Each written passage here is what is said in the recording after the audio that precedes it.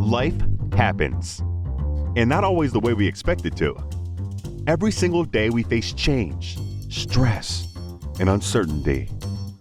What if you could learn to thrive no matter what life throws your way? Resilience expert Adam Markel and his inspiring guests explore breakthrough strategies to fully embrace change and build the resilience required to become change-proof.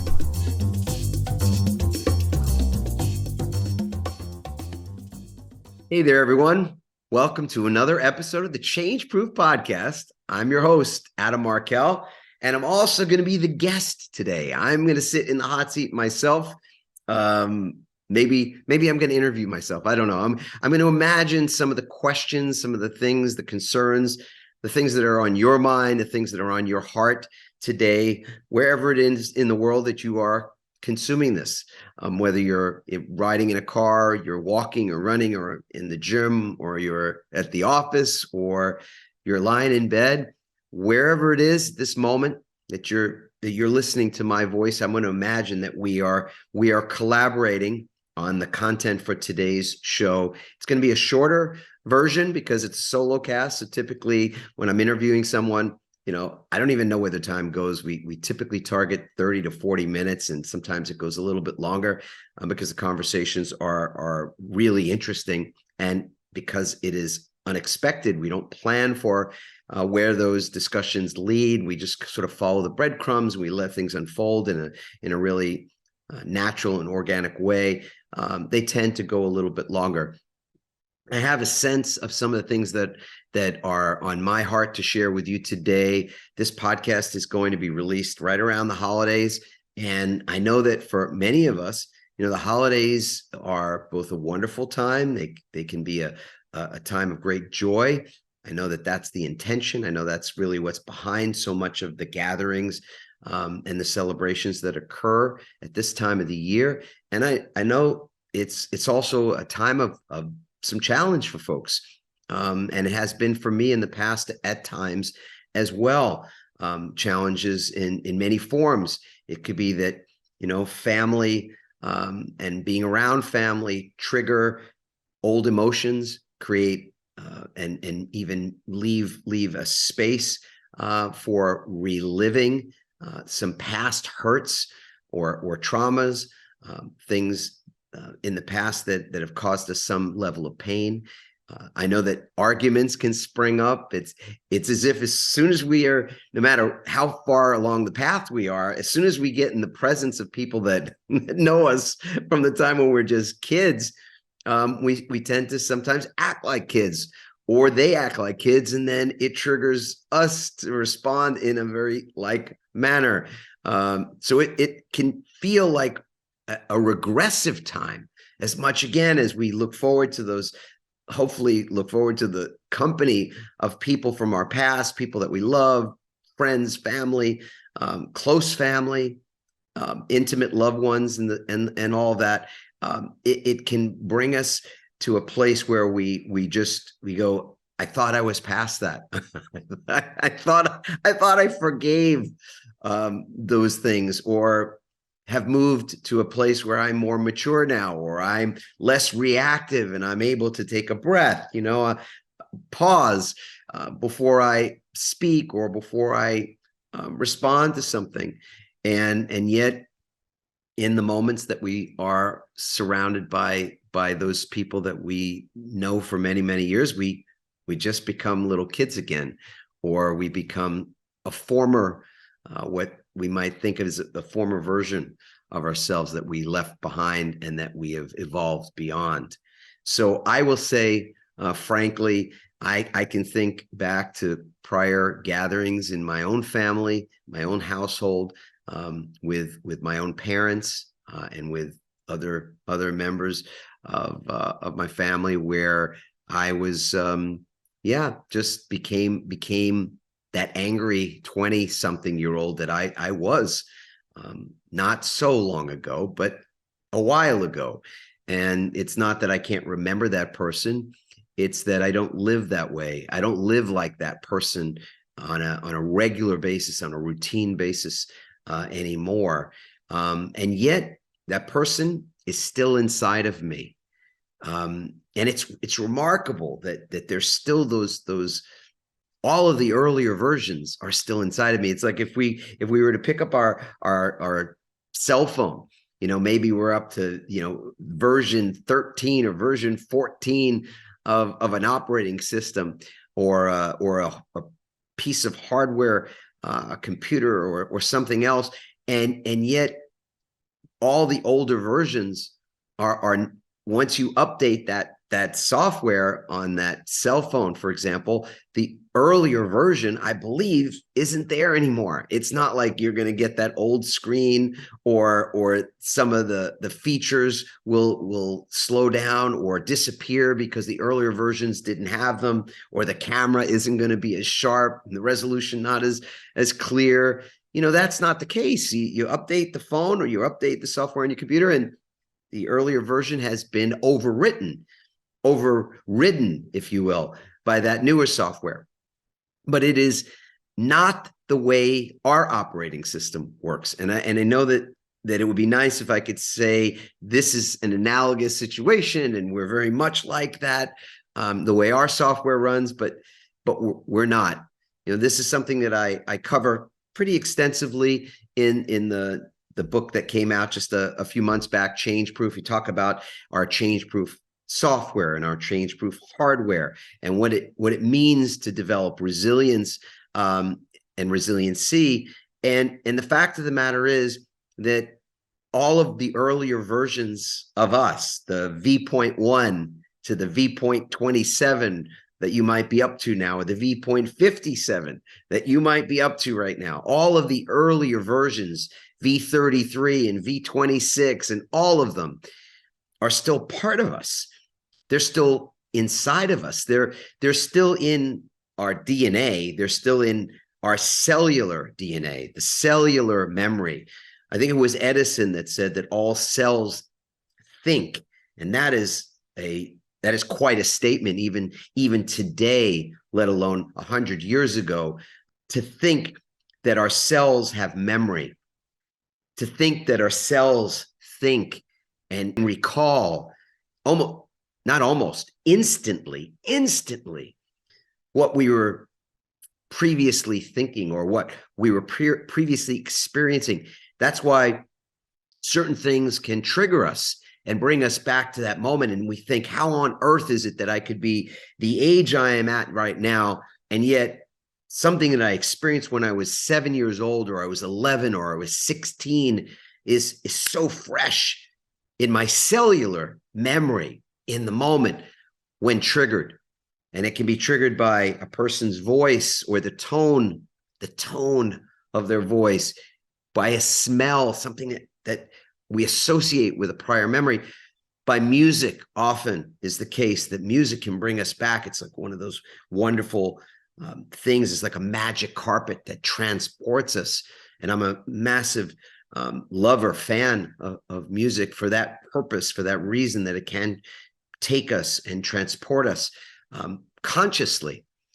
But I'm talking about the times when we're around people in the holidays and unconsciously, without our choosing, without deciding that I want to re-experience something that caused me discomfort previously, that all of a sudden, because someone says something, or because something's being cooked and we smell the same smell, or the music that's playing is playing again, and it brings us back to that moment in time, or someone speaks to us in a way and with a tone that brings us back to that prior time in our lives. And then it's as if no time has elapsed at all, and our evolution never actually occurred. It's like time traveling back to 8 years old.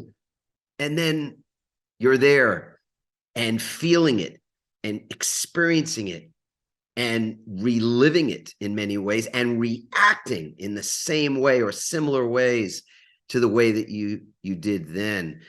Or perhaps when that was occurring in that time, maybe you were even silent because you didn't have a voice to respond or to react or to object. or to defend or protect yourself. And now all of a sudden, it's as if you're reliving it again. And this is the moment, the moment in time that you're going to finally do something about it. And all of that, as you can feel as I'm explaining it, can be just so draining, so exhausting emotionally, physically, mentally, spiritually, just something that can really take us to a dark place and can leave us, kind of flat on our backs for a moment or for longer than a moment.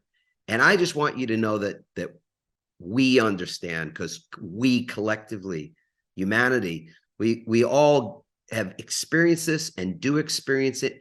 And on some level, I think we get it. I just want you to know today that I get it.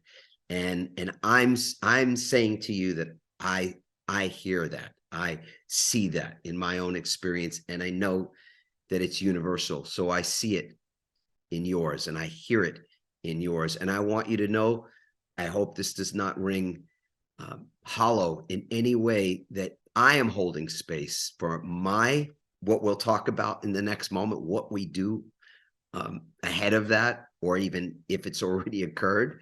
But I'm holding space for each and every one of you, and not just for each and every one of you. I so appreciate that you're a part of our community and that you're listening to this, of course.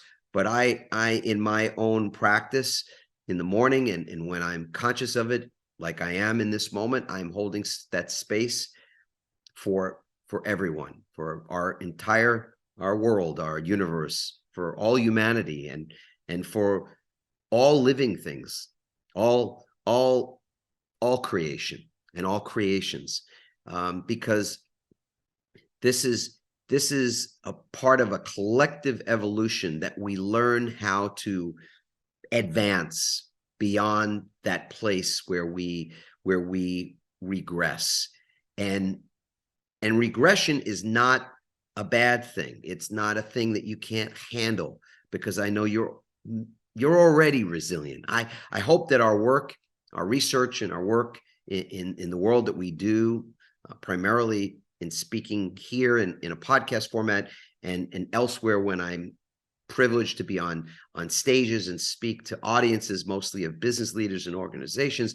I hope that this work is making a difference. I know it's made a difference for me and for people that I get to see and follow up with, and the people who've taken our resilient leader assessment, things like that, where we get to see the tangible ripple effect of it. So my hope is that the work is making a difference. But in this moment, I know that that we absolutely have choices to evolve beyond, to do better than we have.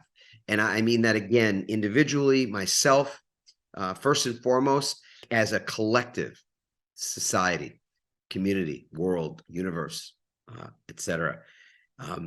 And I have a sense for me of what doing better looks like. And that's part of what I wanted to do today, was to share in this format, just me with you, some of what has worked for me to become more resilient mentally, emotionally, physically, and even spiritually. And again, when I say spiritually, I mean the practices that help me to feel aligned inside, whole and congruent, and on purpose. So we regress in many ways because it's our habit to regress. And that habit is something that has been perpetual. It's been with us. It was formed early on in life and has continued to perpetuate itself over time, which is why it should be no great surprise. It should be no wonder that when we get in environments that trigger us, that give us an opportunity to regress, that we go there very easily, almost instantly. As I say, our cells have a memory, and that memory, when activated, it's like no time or space even has elapsed. You're just right back in the thick of it. So, what can we do about it, I guess, is the question that I'm getting to. and the one that I would imagine you're asking yourself, and that's the one that I want to answer, or at least provide some opportunity for answer.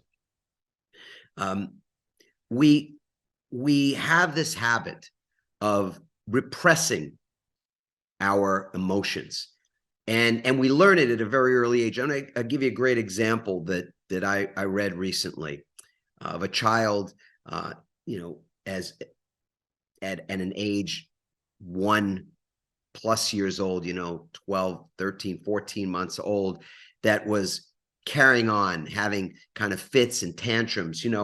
We all maybe don't remember what we were like when we used to be a baby, an infant, or a toddler, and we'd have these fits, but we've seen them. We've seen a kid have a tantrum. And in this family, when this was going on, it was very disruptive, very disturbing.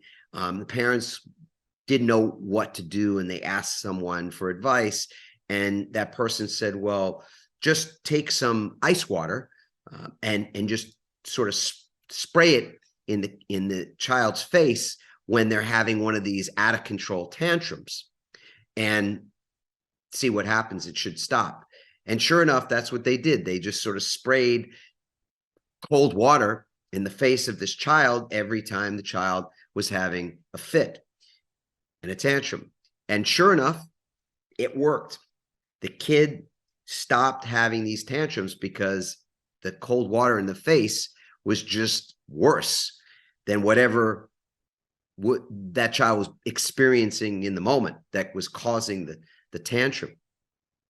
The issue with that, of course, is that child grows up, and when feeling emotions like anger and sadness, frustration, resentment, anxiety, that child, as that child becomes older and is no longer a child, learns that those emotions have a consequence that is unwelcome, and represses those emotions from what was learned, what was imparted early on.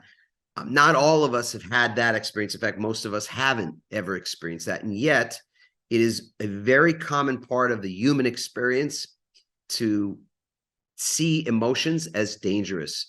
And many in our world, in our homes, in our families, in the places where we go to school, early on, we learn that sadness, anger, outbursts where we were expressing or trying to express our emotions were not met with a great deal of patience, weren't met with acceptance. And we're often in many households and in many schools, it's actually met with the equivalent of that cold water in the face, whether it was somebody that told you to shut it down, or placed you in timeout, or put you in the corner, or did other things.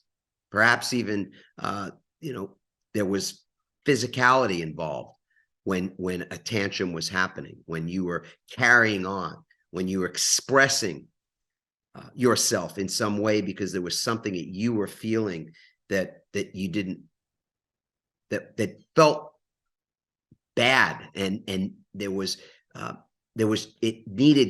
seeking some expression. And when we were shown that to seek that, to express ourselves in that way was not acceptable, then we stopped doing it. And again, this is so common that people who are, and often we see this with folks who are high achievers, often people that are perfectionists or perfectionistic, or people that want to do the right thing, or people that want to succeed in their lives and succeed in their business pursuits and in their pursuits as parents, as partners. Often people that are looking to accomplish much in life and are very hard on themselves are the kind of people that repress their emotions even more than others, because there's one of the things that we learn is that in not showing our emotions, we're better able to cope. That child that's having a tantrum, or that 14-year-old that's acting out in class, or that 20-year-old that's, skipping class, or driving after having been drinking, or any of the other behaviors that we see, that people, where it's obvious that to cope with life and to cope with the stress and the pressures, whether they're in school or they're in work or they're at home or they're just in dealing with other people, that the best thing that you can do to cope is to keep your emotions in check so that people can't see them, or that the bad emotions, the emotions that make you feel as though you're out of control, that those emotions in particular are dangerous and should be kept away. In the long run, what that habitual repression of our emotions does is it creates this opportunity for those difficult feelings, often feelings that we have repressed for so long that we don't even recognize that they're there. Often they're not even something that we're conscious about, that we're angry about something, or that we have resentment about something. It could be someone that's had a child, and that child, or has children, and those children take so much time, so much effort to take care of. And you wouldn't ever imagine that a parent that loves their child or loves their children and takes such good care and is a perfectionist about that, is so intent on doing that job so impeccably well, that with all of that pressure to do that there's underneath it subconsciously a layer of resentment or a layer of anger even at those children for the fact that so much has to be given to them in the pursuit of being that good parent or that perfect parent.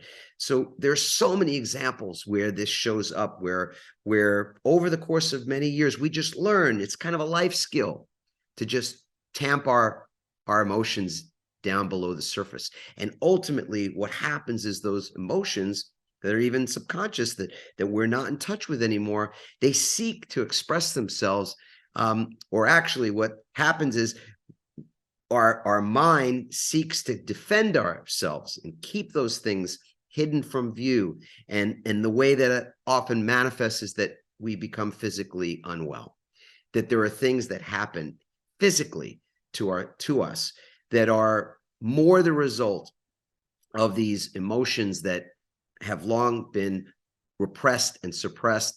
And to keep us from feeling those emotions, we need a great defense mechanism and a great distraction.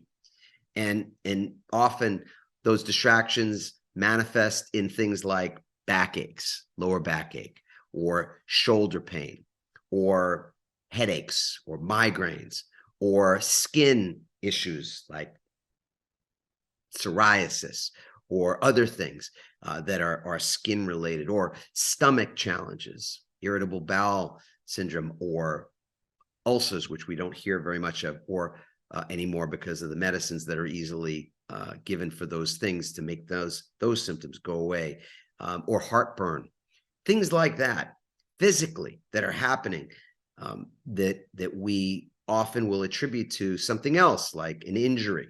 I went surfing and I threw my back out, or I got a terrible back spasm that incapacitated me for a few hours or a few days, and it's the result of just having not stretched, or lifting something in the wrong way, or just overtaxing myself, et cetera, et cetera. And there's so many excuses that we make for the physical challenges that we sometimes experience. And what I've come to understand is that in so many ways, those physical things that we're experiencing are really just a reflection of something that's below the surface, that's outside of our view and outside of even our awareness at times, which can be those repressed emotions, anger and anxiety, and mostly, I think, anger from the past. So I say this in connection with, all of us being in this holiday season, in this holiday mode. And some of you are going to be around people, as I said, and become that earlier version of you, be triggered in some way to go back and as if no time had occurred. And some of you may not even be in the presence of other people, and will feel some loneliness and some longing and maybe some loss even from the people who you are not around, or the people that are no longer even here to be around. And it's a time when a lot of that stored emotion can pop up.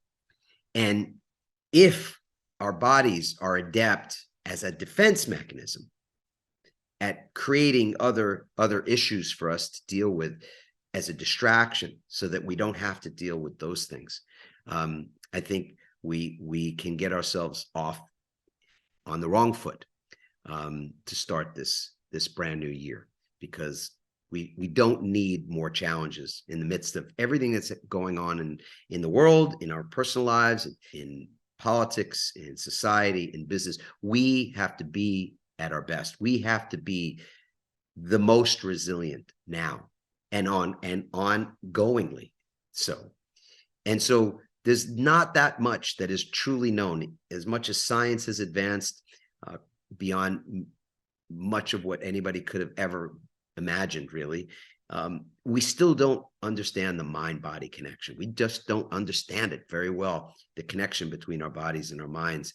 And so when we talk about resilience, again, in a business context, even, I talk about it as something that's not one thing. It's really mental, it's emotional, it's physical, and it's spiritual.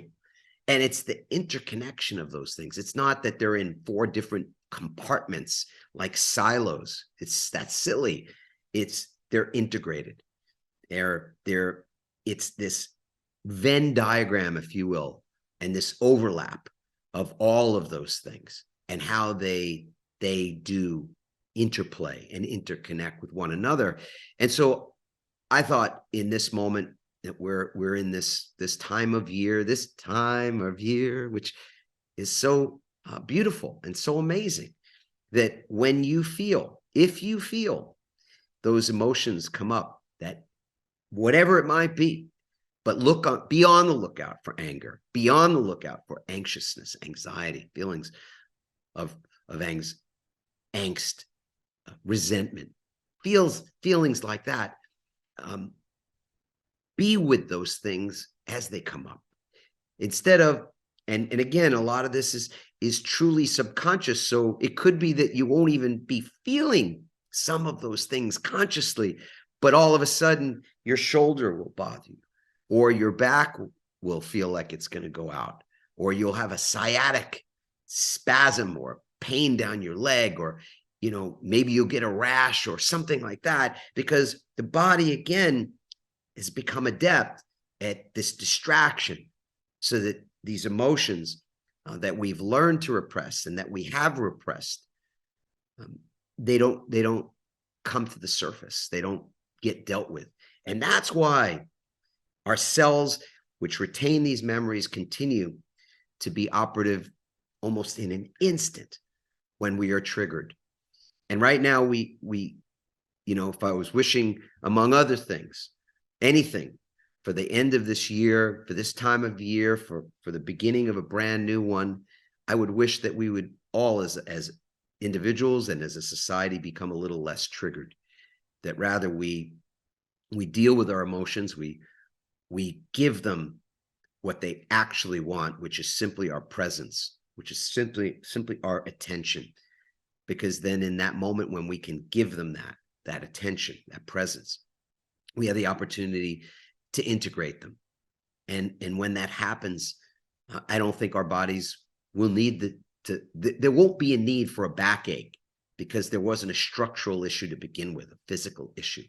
But psychologically speaking, there's an issue. And if it's not being dealt with at that level of emotion, of thought, consciousness, well, then it's dealt with in a different way. And I think that that's one of the things that we can powerfully, that we can do as a powerful tool. I recommend a few books that are really powerful in this area, because I am so much a product of the work of other people and what I've read, what I've come to understand, and what I've practiced. Because, ultimately, to read things and to have an intellectual understanding of things is of almost no value if we don't put these things into practice, if we don't actually work with them and experience them and feel them. That's the only way that they're anything other than just head knowledge, which is very, very limited in its value to us. So some of the books that I recommend, Hal Dwoskin's The Sedona Method, and he's got a very simple process for letting go of emotions, and it's wonderful, and I highly recommend that. The Sedona Method by Hal Dwoskin. The Presence Process, Michael Brown, one of my all-time favorite books. And when I do some executive coaching, executives are just people, right? Leaders. You're a CEO, you're a CFO. It doesn't matter what your position is, what your experience is. You're an engineer, you're an architect, you're a lawyer, a doctor, an accountant. Doesn't matter. The head knowledge again. We're all baked the same way. We're all built the same way. We're all wired the same way. And the Presence Process is a book that I often will use in many ways in collaboration with another individual that's looking to find new insight and has been in some way, shape, or form stymied because there are blind spots that they are unaware of. And that's usually the case, right? There wouldn't be blind spots if we knew they were there. So it's the things that we don't see that are both the greatest opportunities for ourselves in our growth, and also sometimes the greatest impediments to that growth. So The Presence Process by Michael Brown. A book called Healing the Back. And it's a book by John Sarno, MD, and Healing Back Pain, I believe, is the exact title. And it's it's a book that really explores the mind-body connection. And the mind-body connection, as I said earlier, is it's so little understood that it's remarkable. It truly is, this day and age, that we know so little, and that there's so little of it that's a part of medical school, medical training. It's so lacking in so many disciplines that there's still open, fertile ground for us to plant new seeds in. But we've got to understand, we've got to become aware, and awareness is the key. It's everything starts. It's like it's the catalyst. It's the first domino. It's the thing that eventually becomes this momentous thing when we just simply begin with awareness. It's the procession that Buckminster Fuller spoke about, the ripple effect, in other words. So John Sarno, MD, in his book is also phenomenal. And Michael Singer, The Untethered Soul, a great book, which many people have probably read, heard of, since Oprah Winfrey is a big fan of Michael Singer's work, and I am too. And The Untethered Soul is a magnificent book as well. So I just wanted to, again, use this opportunity to wish you a wonderful end of year. And this has been a phenomenal year for so many of us. And I know it's also been a year filled with great challenge and great choice, great opportunity to choose. That's the thing. We always have this grand opportunity in every single moment to do the only thing that we're ever required to do. And that is to get this moment right, to make right decisions. But we can't make right decisions if we don't think rightly. And for me personally, the book that guides me in right thinking on a daily basis is a book by Emmett Fox called Around the Year. Around the Year with Emmett Fox is a book that I've been using now for probably 13 years in my life. It starts with my morning practice, my rising ritual, as my daughter Chelsea would say, and it sets me off on the right foot, as my grandmother used to say. Start the day on the right foot, and that's what that book helps me to do. It was a part of what led to my I Love My Life practice, the one that I was so fortunate enough to be able to share on a TEDx stage a couple of years ago. And it has guided me every day for a very, very long time. And Emmett Fox is a metaphysician, no longer with us, died in the 50s, but a brilliant man, brilliant thinker, brilliant writer, and somebody that really is able to interpret things that are so important in our lives, that he can actually create these sort of magical moments in his writing, and it's mystical too. And I have this thing for mysticism now in this point in my life. So just wanted to say how much our company, More Love Media, loves what we do, loves the fact that we get to interact in the way that we do with all of you. I will say, if you have not shared a comment with us, we would love to hear from you. And you can go to adammarkel.com/podcast and leave a comment there. It will be me. I promise. We don't have a bot for this, so it will be me that responds to those comments. If what this conversation turned into today is something that would help somebody other than yourself, but would help another in your life, a friend, a family member, a child, one of your adult children or soon to be adult children, feel free to share it with them. That really helps us to get this ripple effect, this procession, when others are sharing the message as well. To leave a review is always welcome. We love those 5-star reviews, whatever it is, whether you're consuming this on Apple or some other platform. We just appreciate it, and it's helpful because it helps the algorithm to put the work in front of other people that might also have an appetite for this kind of work, whether you're a business leader or you're a farmer or you're a family, a person who's just literally focused exclusively on your family. You're someone who stays at home and takes care of your kids, and maybe you work as well, and you're juggling those things. There's just so much that we're all doing. We're all very much in the same boat right now, and I don't see a lot of people who aren't working hard. This is not about that.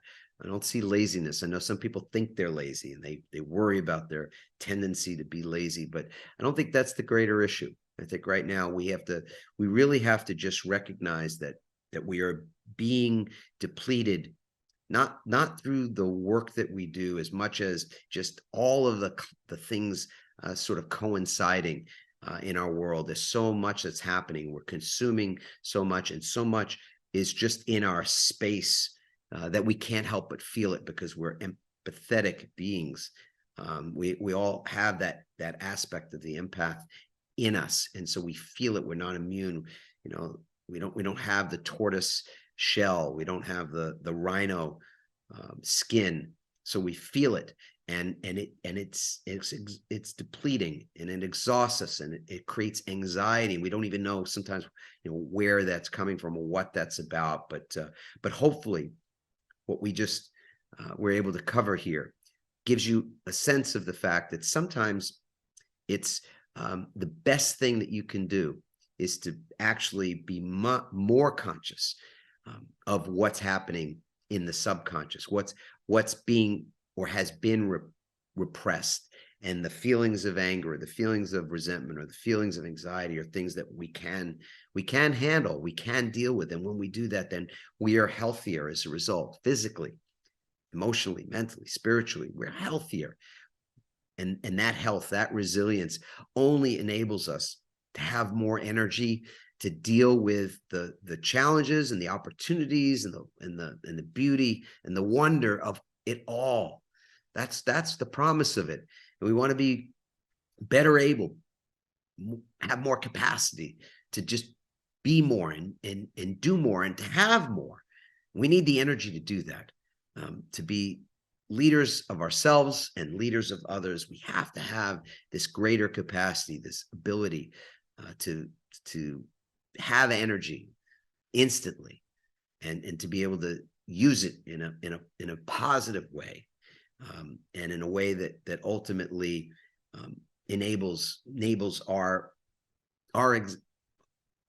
who we are in the world to be a positive influence on others around us. So with that, I want to just say thank you again. Thanks so much for taking the time to consume some of the shows here. If you are curious about your own level of resilience now, it's kind of cool. You could do this before and after the holidays if you want, just to check out and see the difference, because that's one of those things when we can see the improvement, or we can see where it is that we have challenges and work still to do. It is that level of awareness that just changes the game. To get your own resilience score for free, it takes 3 minutes. That's the best part. Just 3 to 4 minutes, and you're going to get it. And that's just by going to rankmyresilience.com, rankmyresilience.com, and 16 questions, and you'll be set, in the sense that you will know your baseline score in those 4 distinct areas, and the interplay and what it is, the kinds of things that you can do for yourself to develop resilience. There's so many. I am a product of my resilience rituals each and every day. I've got half a dozen that I am doing every single day, just moving back and forth between my on button and my off button, my on and my off switch. Sometimes my rituals take 10 seconds or 60 seconds. They could be as simple as just rubbing my ears, like I'm doing right now, and just giving my ears a little massage right here. And one of the reasons that I do that is for my brain hygiene. I know it sounds funny, right? I'm rubbing my ears, but what happens is that our brains very much are in need of new stimulus, of unique experiences, and things that just are sort of out of the ordinary, out of the norm. And most of us don't even touch our ears throughout the day. So when I do that, I know that my brain activates. There are dendrites in my brain and neural pathways that are lit up, because I am giving it something that is nourishing to my brain hygiene. Just that one little thing that I can do even while I'm doing a podcast. And so there's so many different rituals. And when you take your assessment, not only will you get your score, but you'll get some of those examples of things that you can do to develop greater resilience for yourself. And again, to give permission to others around you to do the same. So with that, I want to just once again say Happy New Year. Hope all is well with you and in your world, and with your families and your friends. And that is my everlasting prayer for all of us. And we just continue to do a little better today than yesterday, and the same for tomorrow. Okay, I'll say this. Ciao for now. Happy New Year, everyone. Be blessed. We'll see you soon. Thanks for listening, everyone. We hope you now have even more tools and greater insights to build resilience and become change-proof. Help us inspire others by sharing this episode and leaving your comments over at adammarkel.com/podcast. For more resilience tips and strategies, including support for building change-proof teams, visit adammarkel.com/become change-proof.